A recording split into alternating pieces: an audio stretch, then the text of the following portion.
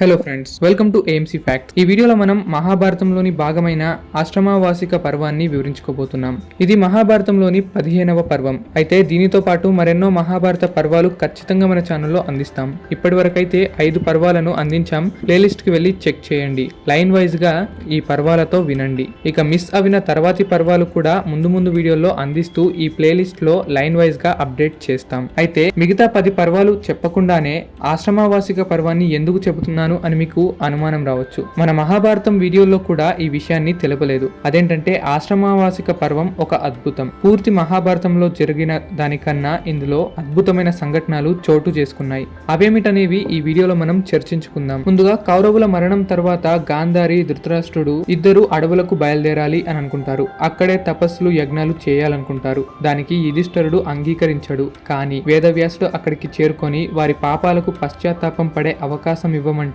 అడవులకు పోవడానికి ఒప్పుకుంటాడు. దానికి యుధిష్ఠిరుడు కాదనలేకపోయాడు.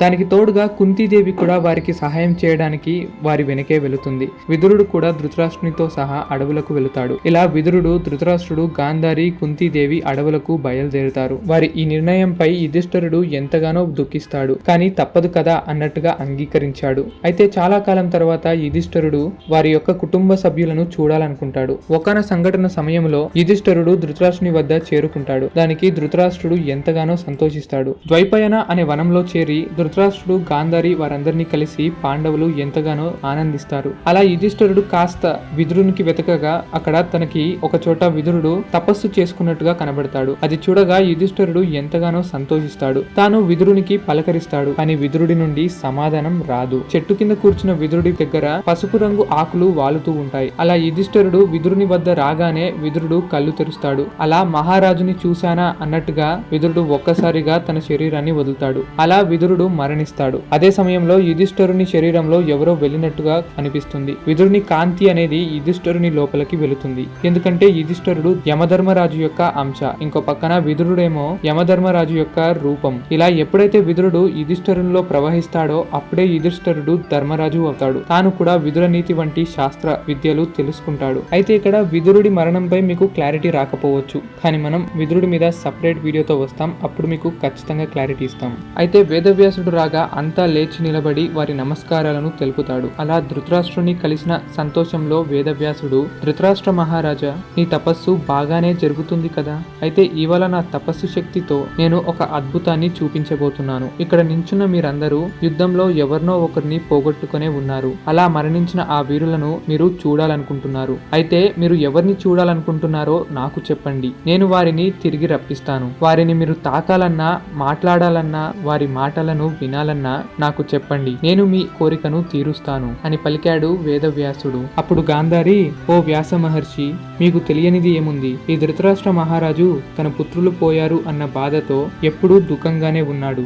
కావున మీరు తన పుత్రులను తిరిగి రప్పించండి. అంతేకాదు, ఇక్కడ ఉన్న ద్రౌపది తన పుత్రులను, సోదరులను, తండ్రిని పోగొట్టుకుంది. సుభద్ర అభిమన్యుడి కోసం ఎంతగానో దుఃఖించింది. ఇంకా సోమదత్త, భూరిశ్రవ వంటి వీరుల భార్యలు కూడా ఇక్కడే వారి కోసమై దుఃఖిస్తున్నారు.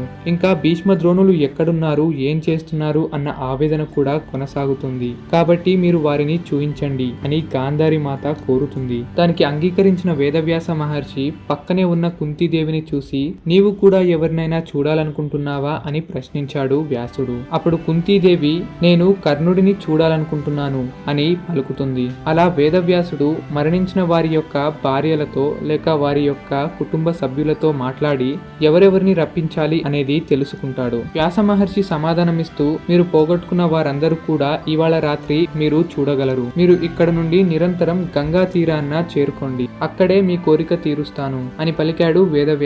వ్యాస మహర్షి మాటలు విన్న వెంటనే వారంతా గంగా తీరాన్న చేరారు. అలా అక్కడ చేరిన వారంతా వారి యొక్క కుటుంబ సభ్యులను చూడాలని ఎంతో ఆశగా వేచి చూస్తున్నారు. వేదవ్యాసుడు ఆ గంగా నదిలో దిగి తన తపస్సు శక్తిని ప్రదర్శించాడు. వేదవ్యాసుని మహిమని ఎంతో ఆశ్చర్యంగా చూస్తున్నారు అక్కడి వారంతా.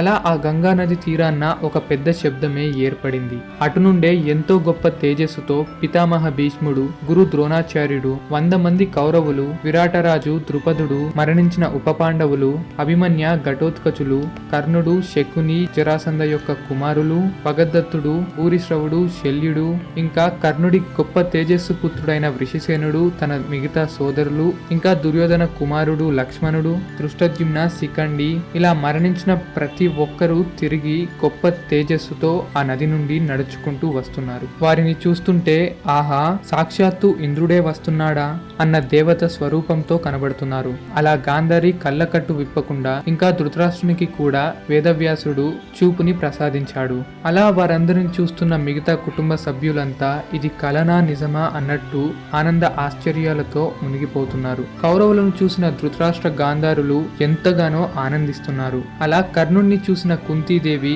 కర్ణుణ్ణి దగ్గరికి చేర్చి హత్తుకొని ఎంతగానో ప్రేమగా ముద్దాడుతోంది. ఇంకా పాండవులంతా కర్ణుణ్ణి కలిసి హత్తుకొని కర్ణుణ్ణి మొక్కి ఎంతో ఆనందంగా కౌగిలించుకున్నారు. ఇంకో పక్కన తన కుమారులను చూసిన ద్రౌపదీదేవి కన్నీరుతో మునిగింది. పాండవులు కూడా వారి పుత్రుల వద్ద ప్రేమగా కౌగిలించుకున్నారు. అలాగే భీష్మ ద్రోణులకు పాదాభివందనాలు తెలిపారు మహావీరులంతా. అలా బ్రతికి వచ్చిన వారి అందరినీ చూసి ఒకరినొకరు కౌగిలించుకున్నారు. అయితే ఆ రాత్రి అంతా వారి భార్యలు వారి భర్తలతో ఇంకా తల్లిదండ్రులు వారి పుత్రులతో ఎంతో ఆనందంగా గడిపారు. ఆ రాత్రి పూర్తవగానే వచ్చిన వారు వచ్చినట్టే గంగా తీరాన్న వెళ్లిపోయారు. అలాగే వేదవ్యాసుడు పలుకుతూ, ఓ మహారాణులారా, మీలో ఎవరైనా మీ భర్తలతో పాటు వెళ్లిపోవాలనుకుంటున్నారా? అయితే ఈ గంగా నదిలో దిగండి అని పలికాడు. అలా ఎంతో మంది రాణిలు, స్త్రీలు పోగొట్టుకున్న వారి భర్తల కోసం ఆ గంగా నదిలో ప్రాణం విడిచారు. ఇంకా వారి భర్తలతో పుణ్యలోకాలకు వెళ్లిపోయారు భార్యలంతా. ఇలా అక్కడున్న మిగతా వారంతా వ్యాస మహర్షిని ఎంతగానో పొగడ్తలతో ముంచేశారు. కొంతకాలం తర్వాత నారదుడు అక్కడికి చేరి,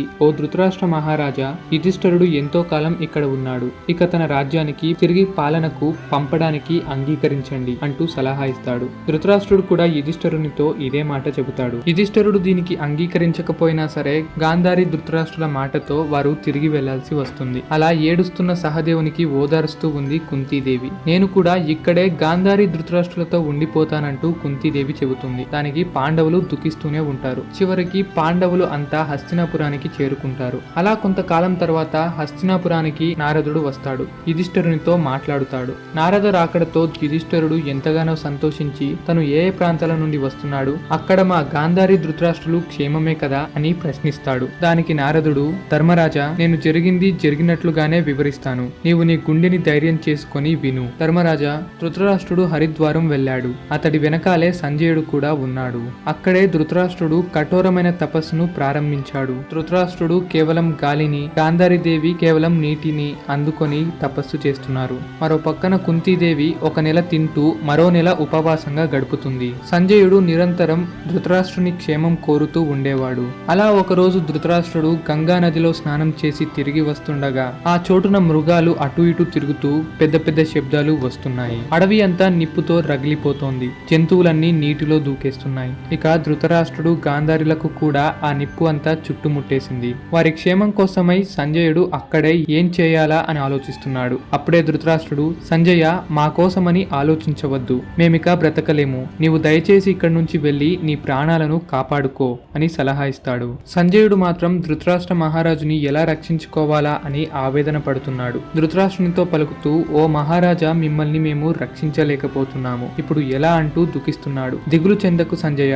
నాకు అంతా తెలిసే ఇంటిని వదిలి ఈ అడవులకు చేరాను. నీటితోనో వాయుతోనో లేక నిప్పులతోనో మరణించడానికే వచ్చాను. నా తపస్సును ఫలితం పొంది మరణించాలనుకున్నాను. ఇప్పుడు అదే జరుగుతోంది. మాలాంటి తపస్సులకు ఈ విధంగా ప్రాణాలు వదలటం సరైనదే. కాబట్టి నీవు ఇక్కడి నుండి వెళ్ళిపో. కనీసం మేము మరణించాము అన్న వార్త తెలపడానికి నీవైనా ఉంటావు. దాంతో సంజయుడు పాదతో ధృతరాష్ట్రునికి మొక్కి అటు నుండి వేగంగా మంటల నుండి దూకేసి బయటకి చేరుతాడు. అలా ధృతరాష్ట్రుడు, గాంధారి, కుంతీదేవి అంతా మంటల్లో కాలిపోతారు. అలా ప్రాణాలతో బయటపడ్డ సంజయుడు గంగా నది తీరాన ఉన్న మహర్షులకు ఈ విషయాన్ని తెలుపుతాడు. ఆ తర్వాత సంజయుడు హిమాలయాలకు వెళ్లిపోయాడు. వారు మరణించినప్పటికీ కూడా వారిది వారే అగ్నికి వారి ప్రాణాలను అర్పించుకున్నారు. కాబట్టి దీనిలో దుఃఖించవలసిన విషయం ఏమీ లేదు. కాబట్టి దీని గురించి పెద్దగా పట్టించుకోకు అని నారదుడు యుధిష్ఠిరునికి సలహా ఇస్తాడు. ధృతరాష్ట్రుని మరణ విషయం విన్న వెంటనే అందరూ ఒక్కసారిగా గుండె బద్దలైనట్టుగా బాధిస్తుంటారు.